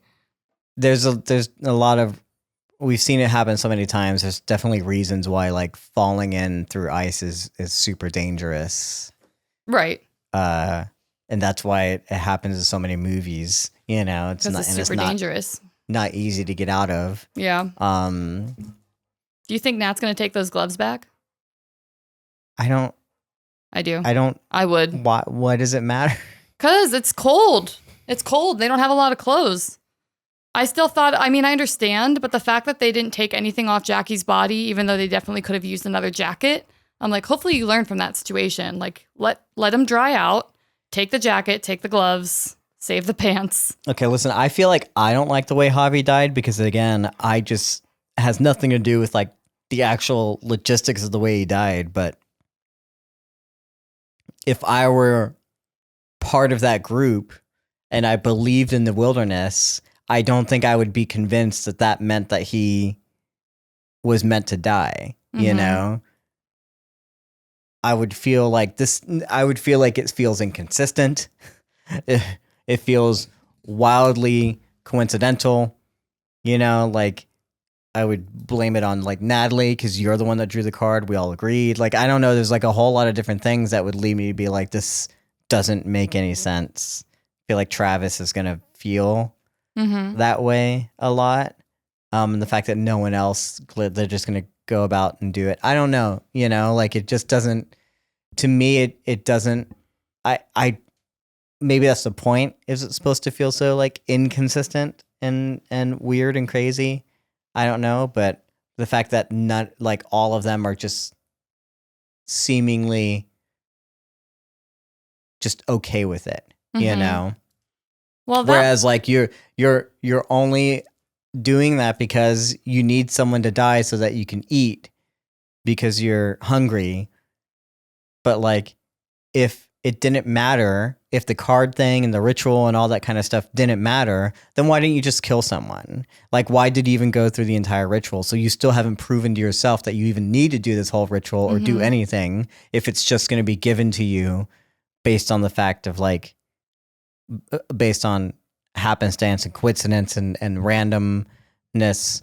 That to me isn't good. It doesn't show like why I should be doing this, believing in it, or doing it in the first place. Do you know what I'm saying? I do. And I think that everything is done through the lens of like absolution. Like, I don't think everyone crashed in the wilderness and all of a sudden like perfectly believes Lottie and in the power. It's like a way to absolve yourself of the guilt of the choices that you make. So I think the card system, the baseline truth is we do not have food. We need food. And how do you get food? You have to kill it. If the only game around you is other humans, that's just what you have to do. That's fine. How then do you sit with, like you're saying, like, oh, just kill someone? The like mental state that you would have to be in to accept that in yourself is probably so deep and so dark. So at least this way, it's like, we'll do it as a ritual and the wilderness decides. And if the wilderness decides and we follow through, it's not really as heavy on my conscience as if I would just say, hey, we're going to kill Nat today. And I think that's apparent too by the fact that Shauna hesitates so long to draw that blade because she's hungry, but she doesn't actually want to kill anyone. None of them actually believe in it. I think she hesitates. Travis stops it. Yeah. Natalie runs. None of them Javi actually helps, believe in it. You know? And then Misty protects Nat by saving her from like helping Javi. Right. They don't want Nat, you know, they don't want to even believe in it. So it's just really weird. It's just unsatisfactory in those ways, and it feels so random, and so especially in the fact that like, what was the point of even bringing back Javi in the first place? You know, it feels weirdly connected and disjointed in ways that I don't really know how to describe. Which is interesting because I really loved this episode. I thought we were gonna have like a much more fun conversation talking about it because when we first watched it, I was like, this is a good episode. It should have come midway through the season, and we should have done a lot more with what they're setting up here.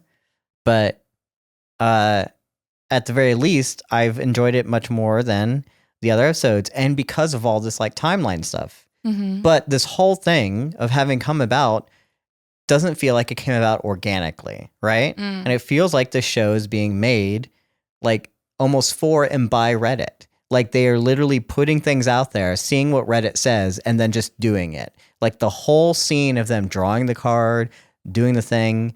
To me, we talked about the queen gets mentioned offhand background. If you had the subtitles on, you would have noticed, you know, that the queen had significance. And besides the vision that Lottie had in the future, we're like confused on where this thing's happening. Like if I wasn't following Reddit or theories, which I barely do myself, if people weren't so adamant about like correcting us on TikTok, you know, I would be like, what are they doing?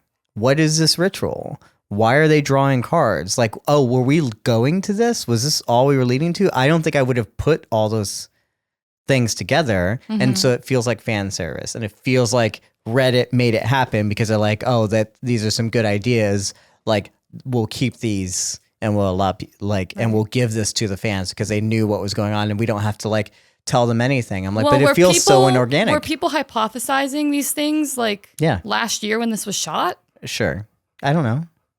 They've been hypothesizing it. Yeah. Since the first episode of the season, at least since we've been talking about it. Yeah, but we've known these episodes aren't being written as people are commenting on the season. So that's what I mean. It's like if you feel that it's like a show written by Reddit. The theories have been around for a while. Yeah. You know. So like the Queen of Hearts thing was already hypothesized at the end of season 1. I think the lot system has been, I don't know what's new or not. Yeah. But the idea of like how things, like you said, get edited together too, you know, feels like a little fan servicey, right? It's like, I just wish it felt more organic to have come to this point, especially if this is where we were going to the whole time, which a lot of people guessed on, a lot of people theorized. That's fine, but I didn't know. I was like, oh, this is actually coming now. This is actually happening now. Okay, great. But then I was like, okay, I'm curious on like how they get to this point. How do they all lose their minds to need to like start this kind of behavior to decide someone needs to get sacrificed every time, especially when the fact that like, you know, if you start this now, you got to think, when do we stop? Like, how long do we go? How long do we like, do we wait a couple months in between killings, you know, to spread it out? Like, is it only for the winter? Like, what are the time for, you know what I'm saying? Like, there's a whole lot of things. And so I have questions, and this felt like we just jumped right into it, and we gave everyone what we knew was coming, but we didn't organically bring the characters to those conclusions, just in my opinion. And so it just feels like fan service in that way and not character built. Yeah. You know? So that's just disappointing to me because I did like the episode, just didn't feel like it satisfied everything that I would have wanted it to. So any of your thoughts on you, Niren? No, I mean, I'm with you, but I did really like the episode, and I think it's fine. I think it makes more sense to me that they devolve into cannibalism, and I would have liked to see the discussion, but I also don't think any of them were in the right state of mind to sit down and actually like create a system. It's out of like dire necessity, and I think that maybe once they've been fed, that would be the time to discuss like, okay, was that a one-time thing? Like, do we like that? How do we move forward? Do we only hunt in the winter and hope that we find game in the spring? Like, I don't think any of that even would have been a discussion for now, because if you're going to go hunt and kill one of your friends, that almost feels like a decision that kind of has to be made, like, because the moment demands of it. But I agree with you in the sense that it doesn't feel earned. The desperation of Lottie being beaten up and just everyone kind of being tired, like everyone's napping all the time. So you can see that fatigue is setting in, like they're drinking water basically, and that's it. Like, you know, they're starving, but it has to be just because you're so desperate. Well, it's there when you need it, and then it's not there when you don't need it. You know, like that's the problem. And how did they all have that much energy to like sprint? I don't, you know, so there are just little inconsistencies there, which I'm like, okay, you want me to just accept this for what it is and kind of fill in the blanks in my own head, which I can do, but would prefer not to. So I get why they chose cannibalism. I think it makes sense that they choose it here in the timeline of how long they've been in the wilderness since the last time they've eaten. Like, it makes sense to me. But yeah, I almost wish I would have gotten to spend more darker time with characters as they wrestled with falling into that, with realizing where this was all headed. I think that's an emotional journey that would be very important. And I'm upset that we skipped over it and just got right into like, I drew the 4 of diamonds. Yeah, because I thought that, I mean, that's what we set up the show to kind of be about, you know? They eventually delve into this cannibalistic tribe. Yeah. We know that. They're setting traps for people. They are like doing ritual sacrifice, in essence. And we're getting all the answers, but they're not feeling like, I don't get, like, I understand, yeah, they're tired, they're hungry, like, why it would eventually get to that, but it feels to me like we kind of rushed into it. Yeah. And just kind of didn't give it its due. And it's like, if this is what it's about, then I feel like this is what we should have been leading up to. And we weren't. Like, it doesn't feel like we were. I agree. We always talk about how we would like rewrite or rearrange episodes. And I almost feel like I could have dealt with less of other things and spent more time. Because this episode was very exciting, even though there are holes in it. Like, I liked this episode. I took notes on this episode. There's just a lot of problems. And then again, we talk about, like, what have they been doing with Ben all season? And now he found the cave, but we still don't know how that's going to play out. But it's like, when we look back, we can start looking back on the season now, even though we haven't seen the final episode, and it might all come together a little bit. But I feel like we can still look back and be like, well, what was the point with all these characters? Right. Like, what were the things? Like, why did we set them up to be a certain way? What were the arcs that we wanted them to go through? And what were the themes that we wanted each one to play with? And how did each one successfully build out? And unfortunately, I don't think all of them like were successful. Right. We got another Discord comment that just says, also, I thought it was really weird that they did this on the one day that Coach Ben wasn't around. It's always with the I noticed that in the Doom Coming, was it, right? They also did when Ben wasn't around because he was off having been poisoned by Misty in a different realm while they were all on mushrooms. The craziest stuff that they do is always when he's gone, you know? And so which is interesting because Ben is never around to actually lead them. Do anything. So it would make more sense if he actually took some sort of leadership position. I think you would think that he's kind of getting to that, you know, that he's like learning to kind of be more present and be like, okay, I'm going to start helping out and doing more. Like when Mari screams, he comes out wondering what's wrong. And then when they find out it's just them all hallucinating, he's like, okay, like I'm going to go back, be by myself again, you know? So like, and he's off trying to solve some sort of like mystery. It feels like he has an adversary, but I don't know what his adversary is, right? But at the same time, even though like I want him to be more involved, it is interesting how they do their wildest, craziest things when he's not around, you know? It's almost like his presence might mean something to them. And, you know, even when they eat Jackie, he doesn't participate. Right. You know? So what does that say, like, for his fate, you know? Eventual fate? What's going to happen there? And again, we don't know what happens to some of these characters. Right. So... Right. Do you think he's going to keep that a secret, or is he going to tell people? If he gets out of there, I think he'll tell people. Okay, whatever. What else? Oh, okay. Here we go. We got another Discord comment that says, "I missed the transition from Lottie can't die to ritual sacrifice. Why don't we get to see that journey?" Yeah, well, I think that's from Michaela. I think it has to be like, if Lottie's dying and you don't want Lottie to die, but you realize that if she dies, you get to eat. Then they're like, okay, then how do we kill people again without having the guilt of having to choose who we kill? We do it under the name of the wilderness, is what I think makes the most sense, despite not really being given any of that information. What do you think, Mattias? The only thing we have is Van saying, I can't imagine surviving out here without her, right? So a lot of people have like hitched their lifeline to her boat. So that's just kind of, I guess, how it's supposed to be and what we're supposed to take as word, even though not all of these characters were on board for that, and yet they all seem on board for it, you know?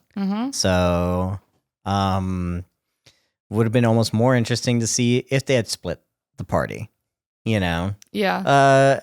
But the show doesn't seem interested in that. I don't know what they're interested in.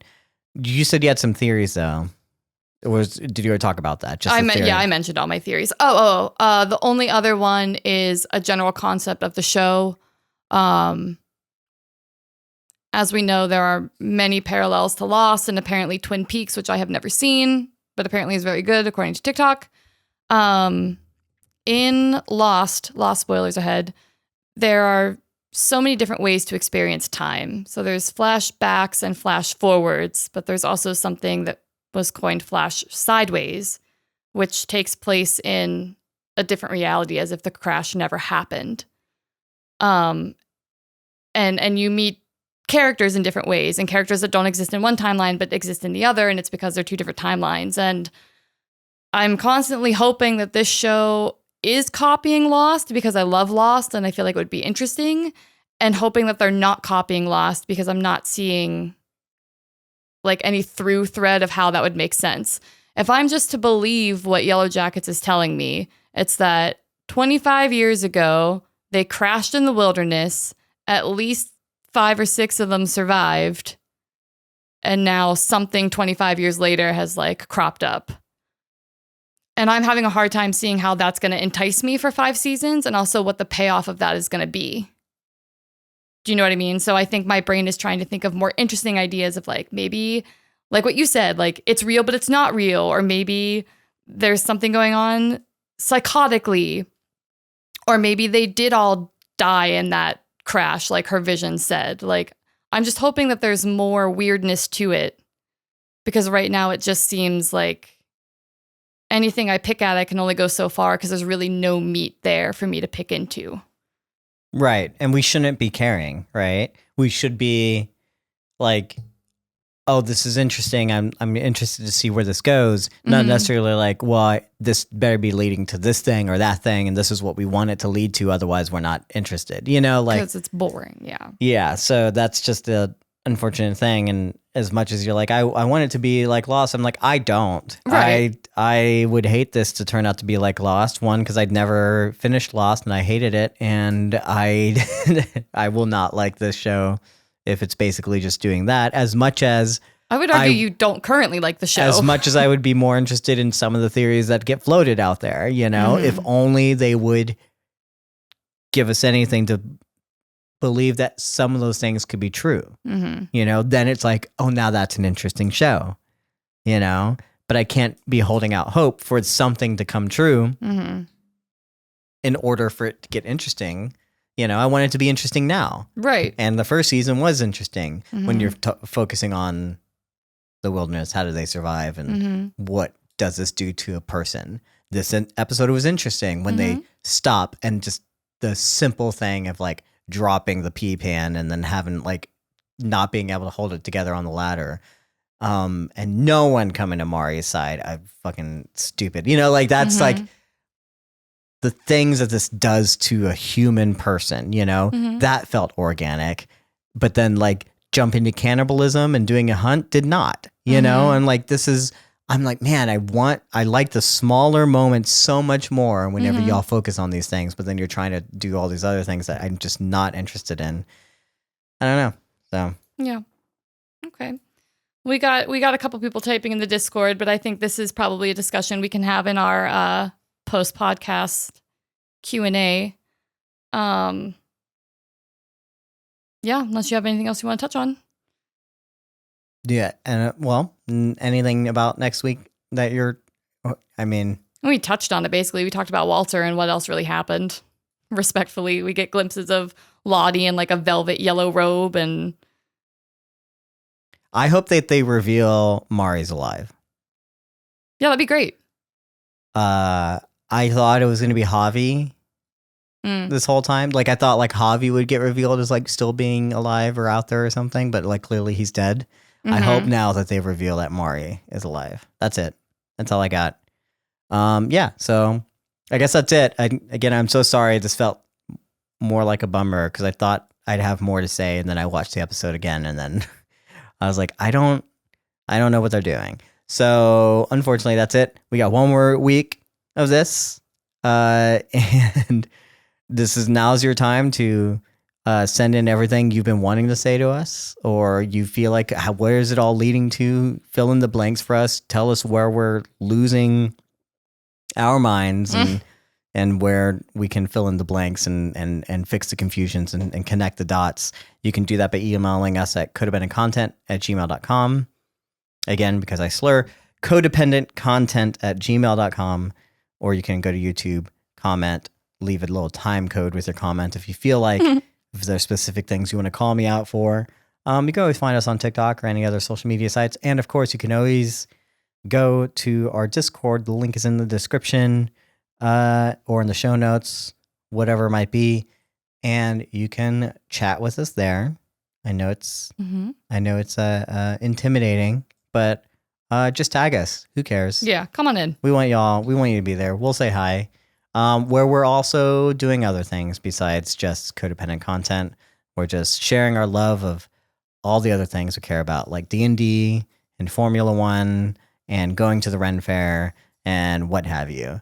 It's a community we're trying to build, so go there if you want to hang out with us and not be confused about Yellowjackets as well. So, yeah. So one more week, Shannon. Are you willing to join me for maybe one last try on the Yellowjackets train? I can join you for one last ride, Mattias. Okay.